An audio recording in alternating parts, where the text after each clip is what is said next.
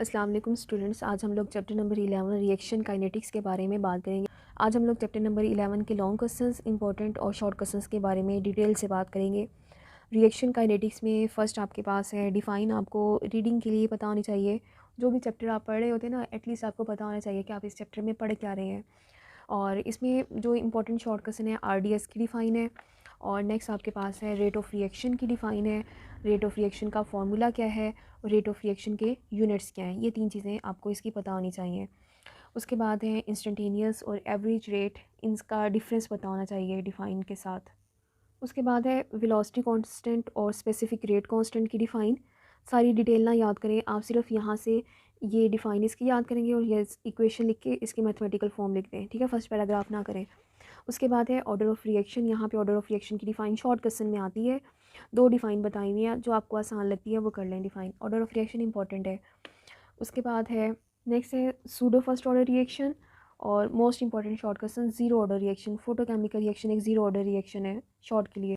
Next है half life period की define plus एक एग्जांपल, ये भी शॉर्ट के लिए ज़्यादा इंपॉर्टेंट है।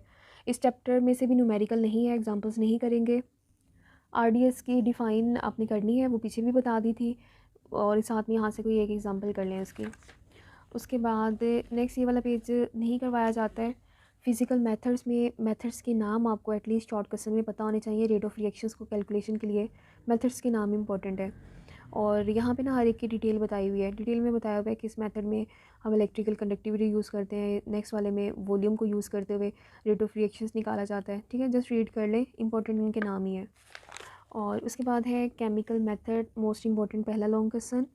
उसके बाद है एनर्जी ऑफ एक्टिवेशन, ये शॉर्ट प्लस लॉन्ग दोनों के लिए इंपॉर्टेंट है। और अगर जो बच्चे शॉर्ट कर रहे हैं वो सिर्फ यहाँ से इसकी डिफ़ाइन करेंगे, क्योंकि ये जो कम्बिनेशन है 9-11 ये अक्सर बच्चे छोड़ देते हैं, सिर्फ शॉर्ट क्वेश्चंस के लिए करते हैं। तो शॉर्ट क्वेश्चंस के लिए एक्टिवेशन एनर्जी की डिफ़ाइन और एक्टिवेटेड कॉम्प्लेक्स ये दोनों करेंगे। उसके बाद नेक्स्ट इंपॉर्टेंट आपके पास शॉर्ट क्वेश्चन है मेथड्स के नाम ऑर्डर ऑफ रिएक्शन को कैलकुलेट करने के, और हाफ लाइफ मेथड तीसरा इंपॉर्टेंट लॉन्ग क्वेश्चन है। बाकी नेक्स्ट आपके पास एग्जांपल्स आ रही हैं वो आपने नहीं करनी है। और affecting the rates of reactions, ये भी इंपॉर्टेंट है।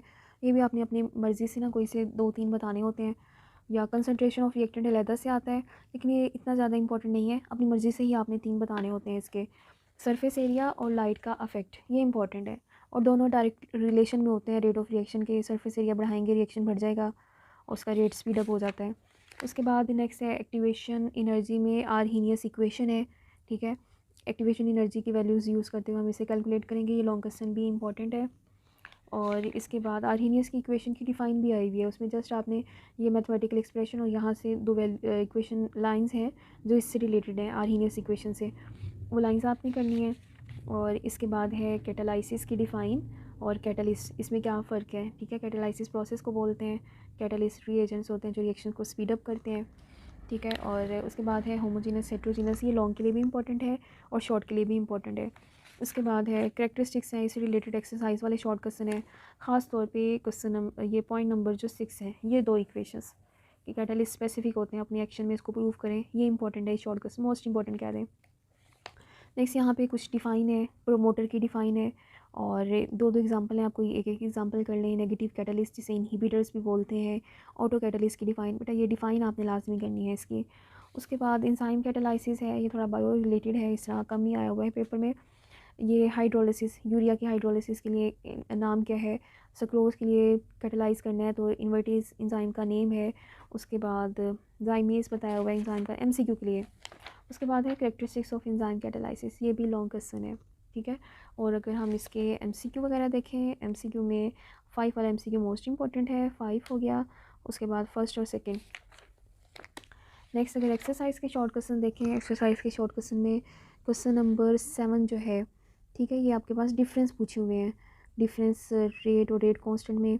और क्वेश्चन नंबर 8 है, 8 का अगर देखा जाए फर्स्ट पार्ट, सेकंड पार्ट और 5 पार्ट मोस्ट इम्पॉर्टेंट और 6 भी इम्पॉर्टेंट है, 5 वाला पार्ट ज़्यादा इम्पॉर्टेंट है।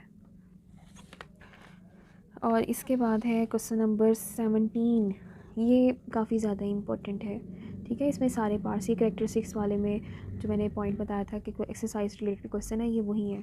यानी क्वेश्चन नंबर जो 17 है इसका आंसर आपको मिलेंगे ये करेक्टरिस्टिक्स वाले पेज पे, ठीक है। सारे इसी से रिलेटेड है। आई होप स्टूडेंट आपको चैप्टर नंबर 11 की डिटेल अच्छे तरीके से समझ आ गई होगी। Thank you so much, best of luck.